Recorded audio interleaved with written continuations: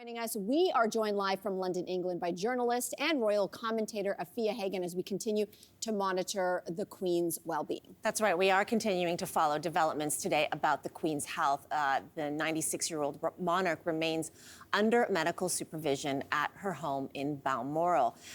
Afua, you had said before the break that you don't want to say too much, and I think that is what most people, the energy that most people are carrying forward. But the thing is that the royal family themselves, in the statement released by Buckingham Palace, did already tell us a lot.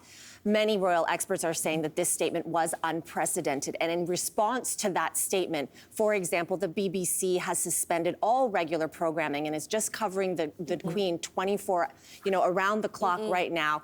Everybody on the BBC is wearing black. So, Afua, I turn it back over to you. It was an unprecedented statement, correct? And this is the reaction that Buckingham Palace would have expected? Yes, definitely. I, in fact, just checked BBC beside me, and we're still on unscheduled programming. We were supposed to be off regular scheduled programming until 6.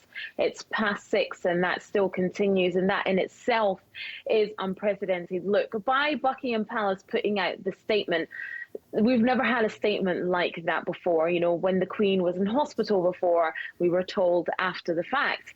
The same kind of thing with Prince Philip. When he was in hospital, we were told pretty later on. You know, so I think the fact that, first of all, that we had that statement, second of all, that it was interrupted in Parliament, and third of all, that we were told that the family are gathering, all very significant. Now, the reaction from the media, from all of us, in fact, is what Buckingham Palace would have expected. And like I said, I don't want to say too much, but perhaps it was a situation where they are trying to set a mood or preempt something. You know, what I would love, and what we would all love, is for the next statement to be, the Queen has rallied, everyone's gone back to London, business as usual. It doesn't feel like business as usual. And I think that is why everybody really is on tender hooks, why I'm talking to you guys right now, because we've never had a situation like this. If we think back to the death of Prince Philip, in April 2021, it feels like so long ago, you know, we didn't have this preempt. We were just told at noon on that Friday that unfortunately he had passed away. Are we being prepared for something? I really don't know. Like I said, I would love for the next statement to be, the Queen has rallied, she's back out with our horses and walking around the estate. I mean, there's a heaviness, it feels, given the amount of attention that is being paid to this right now. I mean, this is a monarchy you mentioned before. People have grown up with this woman. They see her as a kind of, grandmother figure in many parts, although the monarchy itself has been under so much scrutiny, particularly in the last decade or so. So, what exactly do you see as the future of the monarchy, if and when the Queen does pass? And that's such a good question, and one that everybody is going to start thinking about. There's one certainty. Unfortunately, the Queen will pass away and there will be a new reign, and that will be the reign of King Charles. We're not going to see a Charles Regency. It's not going to happen.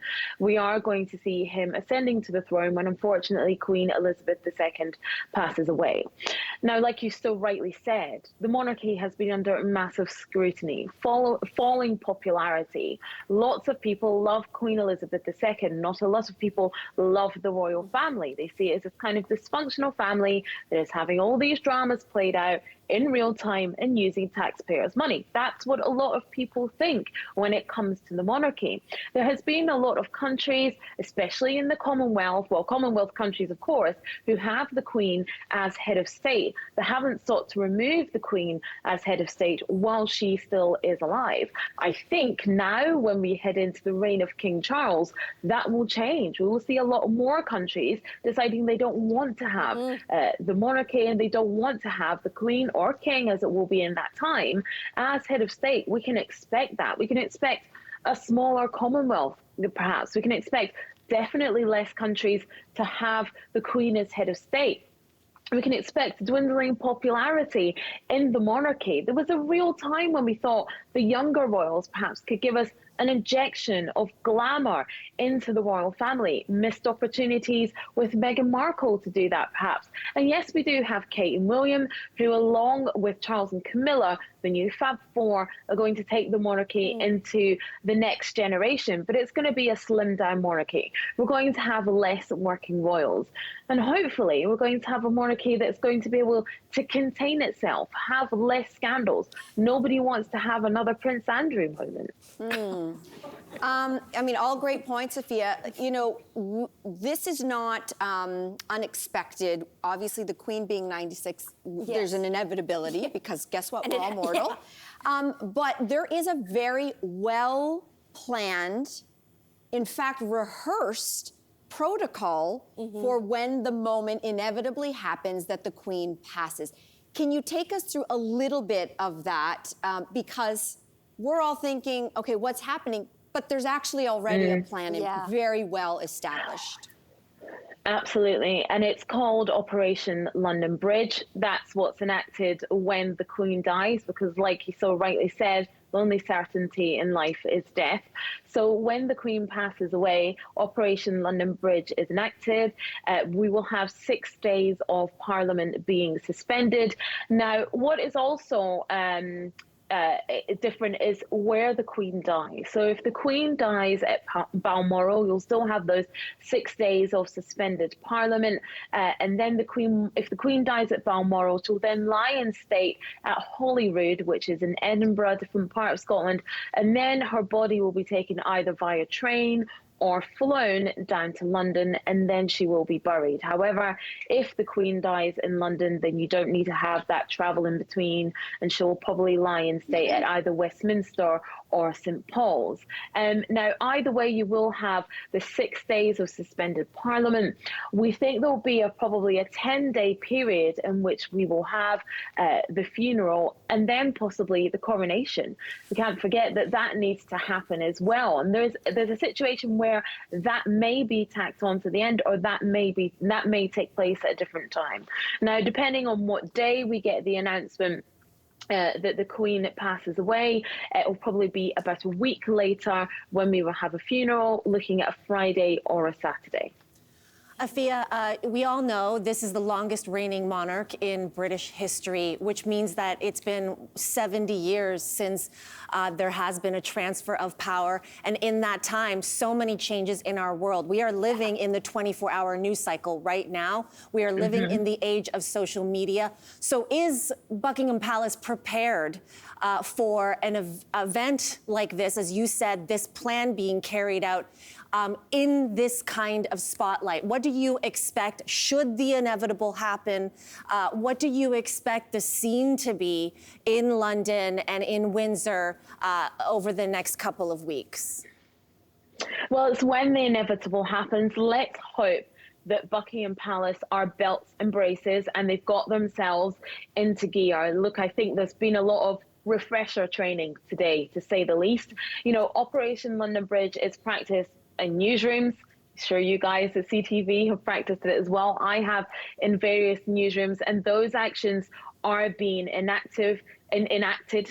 Drills will be done. The same thing will be happening at Buckingham Palace. You're going to have lowering of the flags. You're going to have cancelling of the changing of the guards, as well as managing things like social media, putting statements out there, because there will be a drip feed of information about how long we're mourning for, if there's any bank holidays, who will attend the funeral. It's a huge thing to manage. And so those drills will have been done, but those drills will have been done for a long time, believe me, especially in the past few years we've had stories about the Queen's ill health. Those plans will be in place. Will they be slick or not? I'm really not sure. When it comes to the Buckingham Palace PR operation, they have made some slip-ups in the past. But that statement this morning, one that we said was unprecedented, that we've never seen before, tells me perhaps that they are belt and braces, that they are buckled up and ready to get into this new phase where they are going to discuss the inevitable, put out the news of the Queen's passing, because it will happen. We don't know when it will happen, but it will happen. And so I think maybe that statement this morning gives us an indication, actually, that they are more organized than they have been in the past. But like we said, this is a huge thing to manage, a huge thing to be on top of. You've also got to think about the crowds that are going to be gathering. At Buckingham Palace, they've started already. At Balmoral as well, that's going to be another huge thing to manage. And I think lessons were learned from the time of Prince Philip's funeral, although that took place under COVID conditions. I think the last time that we will see such a huge outpouring of grief was the death of Princess Diana.